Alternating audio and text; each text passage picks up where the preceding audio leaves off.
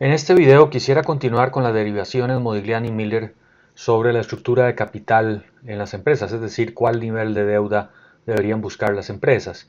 Y en esta ocasión quisiera hablar del mundo ahora sí imperfecto y con impuestos, que es en realidad lo más cercano que podemos pensar en a un mundo real. Necesitamos introducir la noción de un mundo imperfecto porque mientras conservemos el supuesto de un mundo perfecto en el que las transacciones ocurren uno por uno en nivel presente y todo es a precios justos, pues es difícil derivar conclusiones que puedan ser útiles para los gerentes financieros en términos de la estructura de capital que las empresas deberían perseguir.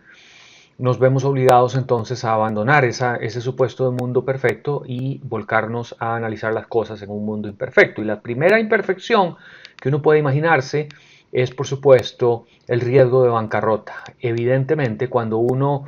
incrementa el nivel de deuda de las empresas, pues está incrementando la probabilidad de que la empresa pues entre en insolvencia y por lo tanto en bancarrota. Sigamos pensando en las empresas en este mundo imperfecto y con impuestos ahorita como una pizza.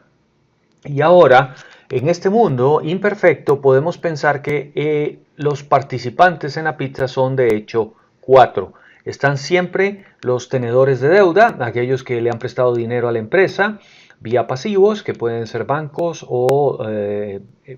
personas que compraron los bonos de las empresas, los equity holders, los shareholders, que vamos a seguir llamando E de equity, que son los dueños, los que tienen las acciones. Sigue estando el gobierno presente porque estamos en un mundo con impuestos, tax, entonces hay un pedazo de la pizza que se come el gobierno, que será el valor presente de los flujos futuros que tendremos que pagar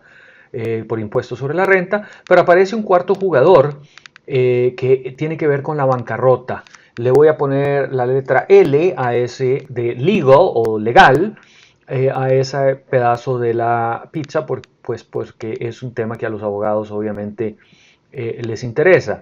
Ese pedazo de la pizza se puede pensar de nuevo como el valor presente de los flujos futuros que podrían presentarse, o sea, multiplicados por la probabilidad esperada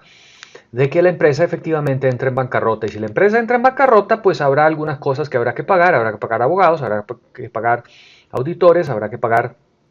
evaluadores y peritos, habrá que pagar gastos legales y se puede perder de hecho algún valor de reputación de la empresa. Por ejemplo, si tenemos una marca importante que no se puede recuperar en un proceso de bancarrota, simplemente se pierde, pues esos serán flujos que antes iban para la empresa y que ahora irán para alguien más, por ejemplo un competidor que se hace dueño de esa participación de mercado o lo que sea. En fin, hay una serie de flujos entonces que la empresa pierde si entra en bancarrota, todos los que acabo de mencionar, veces la probabilidad de que efectivamente entre en bancarrota, y ese promedio ponderado de los escenarios por su respectiva probabilidad es lo que podemos pensar como ese valor presente de la pizza si caemos en ese régimen de bancarrota. Tenemos esa primera imperfección en el mundo, hay otras, pero esta es la primera que podemos pensar y tratar de modelar. ¿Qué sucede entonces en este mundo ahora con cuatro participantes en la pizza, mundo imperfecto y con impuestos, si le aumentamos o le cambiamos el nivel de deuda a las empresas? Y un ejercicio que podemos hacer, como hemos venido haciendo, pues es aumentar el nivel de deuda. ¿Qué pasa si aumentamos la deuda en la estructura de capital? Y de nuevo hacemos un ejercicio mental de sustituir deuda por equity en la estructura de capital de la empresa. Bueno, ya sabemos que esta transacción ahora en el mundo imperfecto no tendría por qué ser uno por uno, no necesariamente. ¿Qué quiero decir con eso? Bueno, si esa transacción a la hora de sustituir deuda por equity en la estructura capital de la empresa lo hacemos y lo que tomamos es deuda con un banco a una tasa por encima de la tasa de mercado, una tasa muy cara, pues ahí no estamos haciendo una transacción uno por uno, ahí le estamos pagando en exceso al banco de lo que debería ser un precio justo y por lo tanto los banqueros están ganando y por lo tanto los equity holders están perdiendo al hacer esa sustitución. Si por el contrario, al tomar deuda por alguna razón podemos tomar deuda a un precio muy barato, a una tasa de interés subsidiada o alguna cosa por allí y sustituirla por equity en la empresa, pues ahí los equity holders están ganando porque lograron tener acceso a financiamiento muy barato. Esa transacción ya no tiene que ser uno por uno y entonces ahí podría podría haber ganancias o pérdidas en esa transacción. Además, en un mundo imperfecto ya tenemos ahora sí costos de transacción. Costos de transacción se podrían pensar como el cuchillo que parte esta pizza y a la hora de partirla quizás deje un pedazo de pizza o un poquito de la pizza untada allí en el cartón. Eso se puede empezar como costos de transacción. A la hora de hacer emisiones de deuda o de sustituir deuda por equity, pues hay que pagar abogados, hay que pagar auditores, hay que pagar evaluadores, hay que pagar peritos, hay que pagar comisiones de algún tipo y todos esos son gastos que la empresa pierde al hacer esa sustitución y obviamente pueden reducir el valor para los equity holders o para los dueños. Todos esos factores son posibles imperfecciones en el mercado. Ya sabíamos que en todo caso, al aumentar la deuda en la estructura de capital, en un mundo o en un país en el que los gastos financieros son deducibles de impuestos, pues vamos a reducir de alguna manera la obligación fiscal de la empresa y entonces el slice o el pedazo de pizza llamado T se va a reducir porque las autoridades fiscales van a tener un pedazo de pizza más pequeño que comerse. Eso beneficia a los equity holders, como ya habíamos visto en un video anterior, y por lo tanto es valor añadido. Sin embargo, ¿qué pasa ahora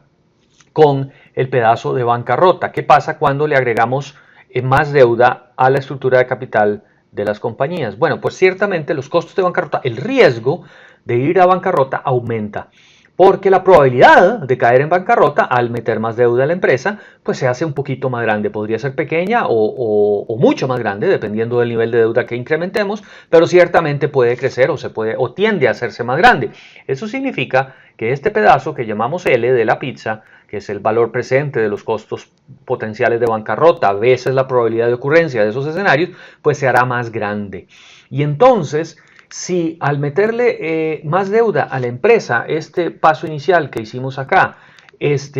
genera o no valor para los equity holders, para los dueños de la compañía, va a depender del neto de las ganancias fiscales, delta T, que va a ser positivo. En principio vamos a pagar menos impuestos y eso es más pizza para los equity holders, neto del aumento en ese potencial gastos o costos de bancarrota que vamos a llamar delta L. Si ese neto es mayor que cero, o sea, si los escudos fiscales superan los gastos de bancarrota adicionales, pues hemos creado valor y entonces al aumentar el nivel de deuda, los equity holders están más contentos. Pero en la medida en que aumentemos más y más deuda en la estructura de capital de la empresa, pues en esa medida el slice que se va o el pedazo de pizza que se va a los gastos de bancarrota se van haciendo más y más importantes, la probabilidad va subiendo de manera rápida de que entremos en algún tipo de problema de bancarrota y por lo tanto ese pedazo de pizza se va haciendo más y más grande de manera exponencial probablemente y por lo tanto llegará un momento en que el delta L, o sea, el cambio en los costos de bancarrota superan los escudos fiscales, incluso los escudos fiscales podrían llegar a ser muy bajitos o cero porque ya no podemos deducir por alguna razón el gasto financiero, tenemos pocas utilidades, comienzan a dominar entonces los costos de bancarrota y por lo tanto esto se vuelve menor que cero, en cuyo caso incrementar más allá de ese punto la deuda lo que hace es destruir valor y los equity holders van a estar peor que antes. En términos de los gráficos, proposición 1 y proposición 2 de Modigliani y Miller que hemos venido discutiendo, ¿qué pasa con el valor entonces de las compañías a medida que aumentamos el valor de deuda equity? Bueno, de nuevo partimos de un valor on leverage de la compañía, o sea, un valor sin apalancamiento, aquí en el eje cuando tenemos cero deuda, y cuando vamos aumentando la deuda, lo que tiende a suceder es que comienzan a dominar los escudos fiscales. Los escudos fiscales es lo primero que comienza a funcionar, comenzamos a ahorrar pizza en términos de escudos fiscales, porque los costos de bancarrota tienden a ser relativamente pequeños. Hay algún incremento, pero es muy pequeño porque todavía estamos lejos de entrar en cualquier problema de bancarrota financiera, que la empresa entre en dificultades de pagar su deuda precisamente porque la deuda es muy elevada. Llega un momento, sin embargo, en el cual los costos de bancarrota comienzan a hacerse muy evidentes, muy grandes, y entonces más bien el valor de la compañía comienza a decrecer porque llega ese momento en el cual los delta L son más grandes que los delta T, o sea, el cambio en los costos de bancarrota supera o domina los cambios en los escudos fiscales, y entonces al incrementar la deuda en la estructura de capital, lo que estamos haciendo es reduciendo el valor que queda para los accionistas. Este sería el valor leverage de la compañía, y por supuesto existe entonces un punto acá, una relación deuda sobre equity que voy a llamar asterisco, que sería óptima, y este es el punto óptimo en el que debería uno, en teoría, estar.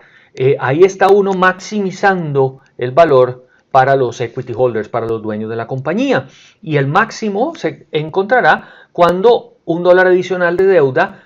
hace que el escudo fiscal adicional que estoy generando por el gasto financiero de ese dólar adicional sea exactamente igual al incremento en los gastos de bancarrota o en los costos de bancarrota que se producen al introducir ese dólar adicional de deuda en la compañía.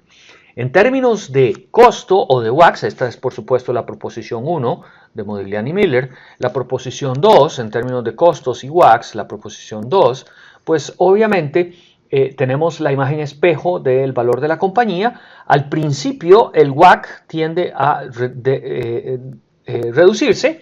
porque para reflejar el incremento en el valor de la compañía. La razón es otra vez los escudos fiscales tienden a dominar, el WACC tiende a hacerse más chico, pero llega un momento en el que el WACC comienza a subir y este será de nuevo ese punto asterisco que hemos llamado donde la relación deuda-equity estaría en su óptimo. Donde logramos minimizar el WACC entonces es donde obtenemos el valor de la empresa más alto.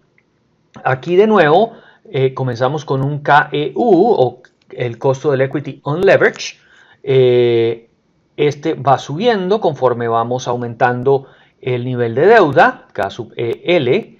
y el costo de la deuda que podría estar por acá abajo, el KD, pues llega un momento también donde ya no se mantiene constante, sino que comienza a subir y el KL también comienza a subir. Eso es lo que hace que el WACC efectivamente suba. ¿Por qué comienza a subir el KL y por qué comienza a subir el KD? Comienzan a subir ambos porque tanto los bancos como los dueños de la compañía comienzan a reconocer que esa compañía es sumamente riesgosa y están dispuestos a prestarle dinero o a financiarla únicamente si las tasas de rendimiento que obtienen a cambio de financiarla son muy elevadas. De otra forma, no lo harían. Este punto óptimo de nuevo coincide con este punto óptimo de valor acá, debería ser exactamente el mismo, y esto es lo que se llama el trade-off theory, o sea, la teoría del balance o del intercambio, trade-off theory, y lo que dice esta teoría es que hay un trade-off entre costos de bancarrota y escudos fiscales, que es lo que hay que tratar de maximizar. Hay que tratar de maximizar los escudos fiscales y reducir los costos de bancarrota o llevarlos a un momento en el que sean iguales y en ese momento estaremos en el nivel óptimo de endeudamiento de la empresa. Ese será el punto óptimo en el cual habremos obtenido el mayor valor para los accionistas y el WACC más pequeño. El problema con esta forma de pensar, sin embargo, es, aunque teóricamente puede ser correcto, desde el punto de vista práctico tenemos un gran problema y es que es muy difícil o muy complicado poner una fórmula matemática a los costos de bancarrota. Como no es posible realmente poner una fórmula matemática a los costos de bancarrota, no tenemos una fórmula, por lo tanto, que podamos minimizar o maximizar para el valor de la compañía o minimizar para el WACC de la compañía. Y como no tenemos esa fórmula, en realidad el punto óptimo se vuelve un tema controversial porque no podemos derivar una fórmula específica que nos dé ese punto óptimo. Con un añadido que quiero mencionar acá. Costos de bancarrota es la primera imperfección en el mundo que podemos introducir en este mundo o en estas derivaciones Modigliani y Miller. Existen varias otras, todas las cuales requerirían una expresión matemática que las represente, que las modele, costos de bancarrota incluido también, para que eventualmente pudiéramos derivar este punto óptimo.